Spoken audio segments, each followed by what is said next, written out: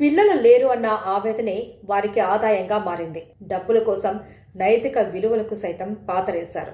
భర్తకు బదులు వేరే వ్యక్తి వీర్య కణాలతో సంతానాన్ని కలిగించారు. తండ్రినే మార్చేసినటువంటి సృష్టి టెస్ట్ బేబీ సెంటర్ నిర్వాకం బట్టబయలైంది. ఓ మహిళ తనకు పిల్లలు పుట్టరు అని తెలుసుకొని ఆ కుటుంబం ఎంతో ఆవేదనకు గురవడంతో ఆమె భర్త ఇద్దరు సికింద్రాబాద్ లోని టెస్ట్ బేబీ సెంటర్ ను ఆశ్రయించారు. దీంతో వారికి అక్కడ చికిత్స తర్వాత కొంతకాలానికి ఒక 12 మగబిడ్డ జన్మించారు. అయితే ఆ బిడ్డ పుట్టినప్పటి నుంచి కూడా అనారోగ్య సమస్యలతో బాధపడుతూ ఉండటంతో వారు వైద్యుల్ని సంప్రదించారు. అక్కడ వైద్యులు ఆ బాబుకి పరీక్షలు నిర్వహించిన తర్వాత ఆ బాబుకు క్యాన్సర్ ఉందని నిర్ధారించారు. దీంతో అనుమానం వచ్చినటువంటి కుటుంబ సభ్యులు తమ కుటుంబంలో ఎవరికి కూడా క్యాన్సర్ లేనప్పుడు తన బిడ్డకు మాత్రం ఎలా వస్తుంది అన్న అనుమానంతో డిఎన్ఏ టెస్ట్ నిర్వహించారు. ఆ డిఎన్ఏ టెస్ట్ లో తేలింది ఏంటి అంటే ఆ బిడ్డ తమకు పుట్టిన బిడ్డ కాదు అని, తన భర్త యొక్క వీర్య కణాలతో పుట్టిన బిడ్డ కాదు అని తెలడంతో వారు పోలీసులను ఆశ్రయించారు. గోపాలపురం పోలీసులు కేసు నమోదు చేసుకుని దీనిపైన విచారణ చేపట్టారు. సికింద్రాబాద్ లోని సృష్టి టెస్ట్ బేబీ సెంటర్ డాక్టర్ నమ్రతను అదుపులోకి తీసుకుని విచారించగా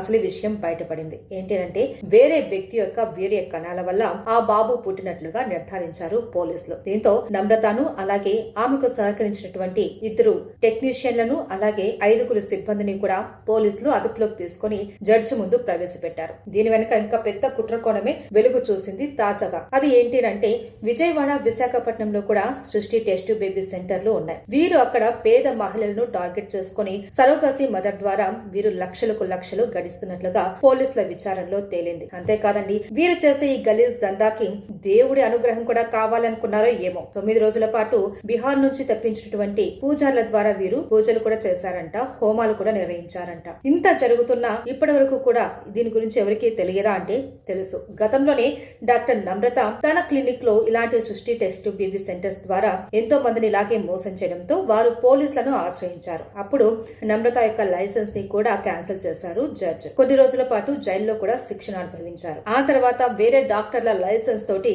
డాక్టర్ నమ్రత తన కార్యకలాపాలను తిరిగి ప్రారంభించింది. మళ్ళీ ఇలా ఓ మహిళ పెట్టిన కేసు ద్వారా ఆ విషయాన్ని మరోసారి బయటకొచ్చింది. అయితే ఈ వ్యవహారం ఇప్పటిది కాదు. గతంలోనే డాక్టర్ నమ్రత ఇలాంటి వ్యవహారాలు నడిపింది అని తెలిసిందే. దాంతో ఆవిడ జైలుకు కూడా వెళ్లి రావడం, తన లైసెన్స్ కూడా రద్దు కావడం జరిగింది. దీంతో ఆవిడ అక్కడితో ఆగకుండా వేరే డాక్టర్ల యొక్క లైసెన్స్ తోటి ఈ కార్యకలాపాలను తిరిగి ప్రారంభించింది. ఇలా మరో కేసు తోటి డాక్టర్ నమ్రత విషయం బట్టబయలైంది. దీంతో ఆవిడికి సహకరించినటువంటి ఆ డాక్టర్లు ఇది తెలిసే చేశారా లేకపోతే తెలియక చేశారా అన్న కోణంలో కూడా విచారణ చేపట్టారు. దీనిపైన పోలీసులు సమగ్ర విచారణ చేపట్టిన తర్వాత పూర్తి వివరాలు తెలియాల్సి ఉంది.